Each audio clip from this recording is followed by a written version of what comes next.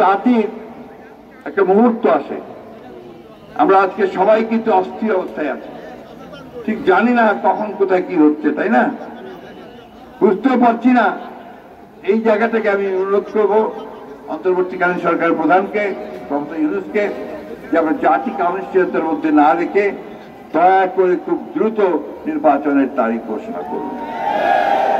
আর অন্যান্য রাজনৈতিক দলকে কাছে অনুরোধ করবো এমন কোন কথাবার্তা বলবেন না যাতে জাতির ঐক্য বিনষ্ট হয়। আমরা রাজনৈতিক দল হিসাবে আমরা দায়িত্বশীল দলের মতো কাজ করতে চাই, করেছি অতীতে। আমরা অতীতে সরকারে ছিলাম, ইনশাল্লাহ আবার জনগণের ভোটে আমরা সরকারে যাব। সেই জন্যে আমরা মনে করি যে বাংলাদেশকে কোন ঝুঁকির মধ্যে ফেলা উচিত নয়। সেই জন্যই বাংলাদেশকে এখন একটা নির্বাচনের মধ্য দিয়ে একটা স্থিতিশীল অবস্থা সৃষ্টি করা প্রয়োজন। আপনাদের এখানে কুমিল্লা, লাকসামে আপনাদের অনেক বড় বড় ব্যবসায়ী আছেন, অনেক বড় বড় ব্যবসায়ী, তারা কিন্তু এখন ব্যবসা প্রায় বন্ধ করে ফেলেছে, নতুন আর বিনিয়োগ করছেন না, কারণ তারা নিশ্চিত নন যে এই অবস্থাটা থাকবে না, আরো খারাপ হবে। সেই কারণে তারা বিনিয়োগ করছে না। ফলে কি হচ্ছে, আমার ছেলেরা কিন্তু চাকরি পায় না। চাকরি পাও তোমরা? পায় না। আওয়ামী লীগ তো দেয় নাই, হাসিনার সরকার তো গত 15 বছর ধরে বন্ধ থাকলে চাকরি দেয় নাই, তাই না? ব্যবসা বাণিজ্য করতে দেয় নাই। আজকে একটা সম্ভাবনা দেখা দিয়েছে, সেই সম্ভাবনা কাজে লাগাতে আমরা অতি দ্রুত একটা নির্বাচন চাই। সেই নির্বাচনের মধ্য দিয়ে আমরা একটা স্থিতিশীল বাংলাদেশ দেখতে চাই। লাকসামের মানুষের কাছে আমার আরেকটা অনুরোধ আছে। আমি আজকে এখানে এসে লক্ষ্য করেছি কিছু কিছু ছোট ছোট ছেলে তারা খুব স্লোগান দিচ্ছে, অমুক ভাই তমুক ভাই। ভাইয়ের রাজনীতি করো না ভাই, রাজনীতি করবা দেশের জন্য, দেশের মানুষের জন্য। আর স্লোগান যদি দিতে হয় দিবা জিয়াউর রহমানের জন্য, খালেদা জিয়ার জন্য, আর তারেক রহমানের জন্য।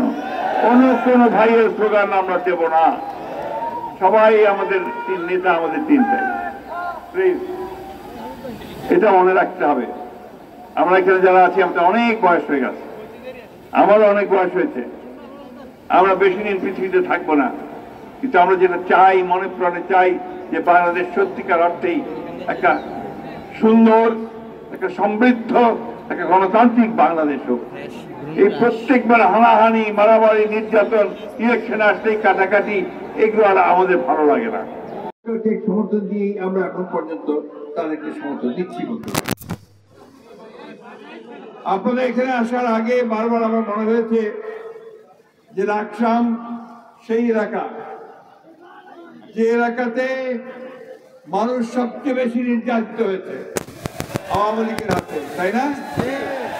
আর আপনাদের মন্ত্রী ছিল, মন্ত্রী তাজুল ইসলাম, তাই না? তার অত্যাচারে, তার নির্যাতনে এই এলাকার মানুষ তারা এখানে আসতে পারত, বাড়ি ঘর ভেঙে দিত, মহিলাদেরকে উপর দিয়ে তুলে নিয়ে যেত, এবং ঘরের মধ্যে যা কিছু সঞ্চয় থাকতো সবকিছুকে ভেঙে ফেলে দিত।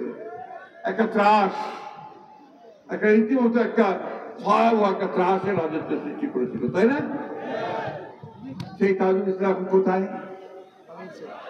কোথায় বলেন? পালিয়েছে, তাই না? কোথায় পালিয়েছে তাও জানেন না। ওকে আমি ইঁদুরের গর্তে গিয়ে ঢুকেছে না ভারতে গেছে তাও আমরা জানি না, তাই না? এই হয়, যারা অন্যায় অত্যাচার করে, নির্যাতন নিপীড়ন করে মানুষের উপরে, তাদের পরিণতি এইরকমই হয়।